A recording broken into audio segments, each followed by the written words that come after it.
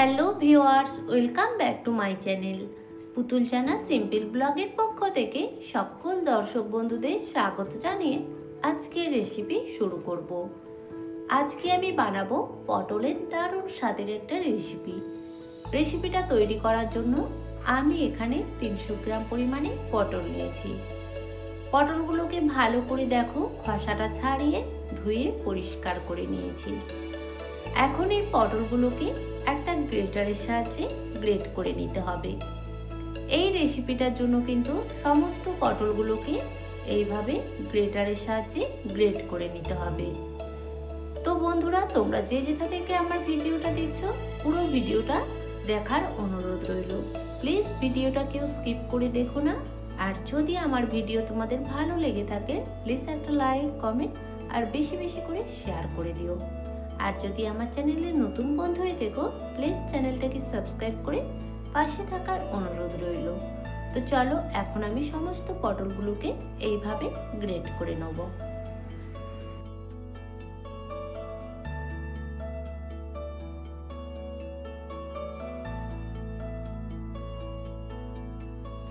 এখানে আমার সমস্ত পটলগুলো গ্রেট করা হয়ে গেছে। আর এই রেসিপির জন্য বাকি কি কি উপকরণ নিয়েছি চলো একবার দেখিয়ে দিই। নিয়েছি একটা বড় সাইজের টমেটো কুচি। টমেটোটাকে এখানে আমি একদম ছোট ছোট চৌকো চৌকো করে কেটে নিয়েছি। নিয়েছি 4 থেকে 5টা কাঁচা লঙ্কা কুচি। তোমরা তোমাদের ঝাল বুঝে এখানে লঙ্কা দেবে, তবে এই রেসিপিটা একটু ঝাল ঝাল হলে খেতে বেশি মজা লাগে। দিয়েছি 2টো মিডিয়াম সাইজের পেঁয়াজ কুচি, 4 থেকে 5 কোয়া রসুন আর হাফ ইঞ্চি মতো আদা। এখানে আদা রসুনটাকেও দেখো একদম ছোট ছোট করে কুচি করে নিয়েছি। তোমরা চাইলে বেটেও দিতে পারো, তবে এইভাবে কুচিয়ে দিলে খেতে বেশি ভালো লাগে। সাথে নিয়েছি 100 গ্রাম পরিমাণে চিংড়ি মাছ আর 2 থেকে 3 চামচ পরিমাণে বেসন। এখানে আমি এখন চিংড়ি মাছটাকে শিলপাটার মধ্যে বেটে নেব। আমি এখানে চিংড়ি মাছ দিয়ে করব, তোমরা চাইলে চিংড়ি মাছ ছাড়াও এই রেসিপিটা তৈরি করতে পারো, তবে চিংড়ি মাছ দিলে টেস্টটা একটু ভালো আসে। চিংড়ি মাছটাকে দেখো শিলপাটার মধ্যে আমি বেটে নিয়েছি। এখন রান্নাটা শুরু করব। গ্যাসের মধ্যে কড়াই বসিয়ে দিয়েছি। প্রথমে কড়াটাকে ভালো করে গরম হতে দিতে হবে, তারপরে এর মধ্যে পরিমাণ মতো তেল দিয়ে দেবো। এখানে তেলটা একটু বেশি পরিমাণেই দিতে হবে। তেল ভালোভাবে গরম হয়ে গেলে এর মধ্যে আমি ফোড়নের জন্য দিয়ে দিলাম হাফ চামচ পরিমাণে কালো জিরে। জিরেটা ভালোভাবে ভাজা হয়ে গেলে দিয়ে দিতে হবে কুচিয়ে রাখা আদা আর রসুন। এখন আদা রসুনটাকেও তেলের মধ্যে ভালো করে আমি ভেজে নেব।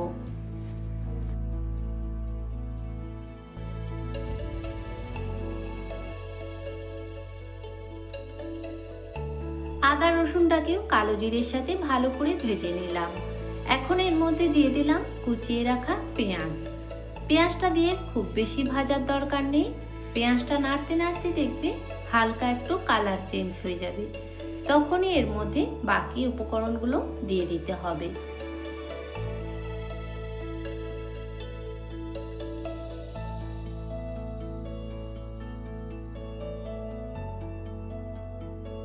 পেঁয়াজটা আমার ভাজা হয়ে গেছে, এর থেকে বেশি আর লাল করে ভাজার দরকার নেই। এখন আমি এর মধ্যে দিয়ে দেবো লঙ্কা কুচি আর টমেটো কুচি, সাথে দেবো কিছু গুঁড়ো মশলা। দিয়ে দিলাম 1 চামচ পরিমাণে হলুদের গুঁড়ো, 1 চামচ দেবো লঙ্কার গুঁড়ো, সাথে দেবো হাফ চামচ জিরের গুঁড়ো আর হাফ চামচ পরিমাণে ধনিয়া গুঁড়ো। এখন সমস্ত কিছু খুব ভালো করে আমি কষিয়ে নেব। যতক্ষণ না মশলা থেকে তেল ছাড়ছে ততক্ষণ মশলাগুলোকে ভালো করে কষিয়ে নিতে হবে।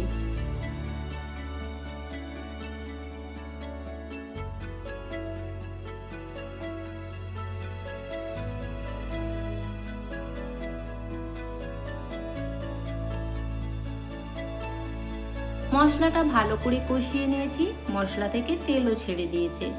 এখন আমি এর মধ্যে দিয়ে দিলাম বেটে রাখা চিংড়ি মাছ। এখন মশলার সাথে এই চিংড়ি মাছটাকে খুব ভালো করে মিক্স করে নিতে হবে। তারপরে গ্যাসের ফ্লেমটাকে মিডিয়াম করে এটাকে ঢাকনা দিয়ে ঢেকে জাস্ট 2 মিনিটের জন্য হতে দেবো।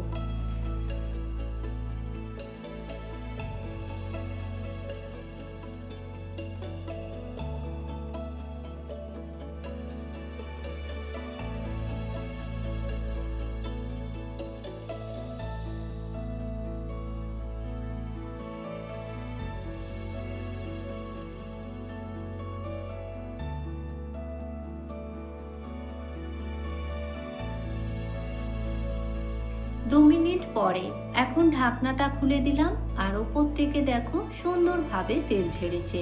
আর চিংড়ি মাছটাও কিন্তু মশলার সাথে ভালোভাবে ভাজা ভাজা হয়ে গেছে। এখন এর মধ্যে দিয়ে দিলাম গ্রেট করে রাখা পটল আর সাথে দিয়ে দিতে হবে স্বাদ মতো লবণ। এখন কিন্তু লবণটা একদম ঠিকঠাক মেপে বুঝে দিয়ে দিতে হবে। আবারও সমস্ত কিছু খুব ভালো করে মিক্স করে এটাকে ঢাকনা দিয়ে ঢেকে মিনিট 3-4 জন্য গ্যাসের ফ্লেমটাকে মিডিয়াম রেখে হতে দেবো।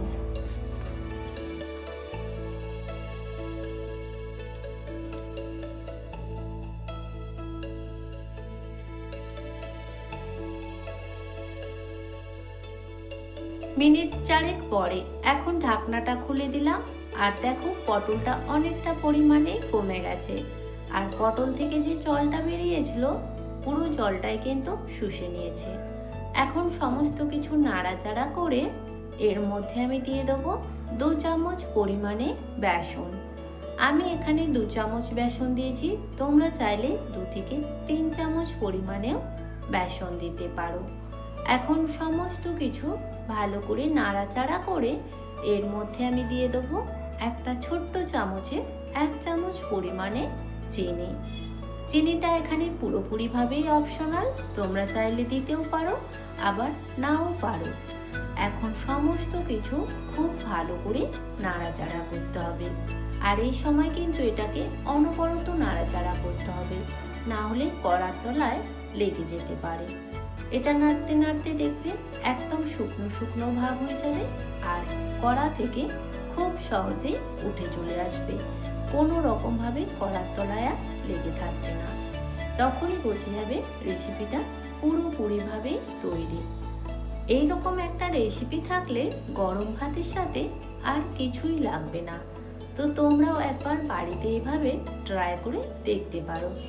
আর আজকের রেসিপি তোমাদের কেমন লাগলো অবশ্যই কিন্তু কমেন্টের মাধ্যমে জানাবে। যদি ভালো লেগে থাকে প্লিজ একটা লাইক, কমেন্ট আর শেয়ার করে দিও। আর আমার চ্যানেলে নতুন বন্ধু হয়ে থাকলে চ্যানেলটাকে সাবস্ক্রাইব করে পাশে থেকো। টাটা।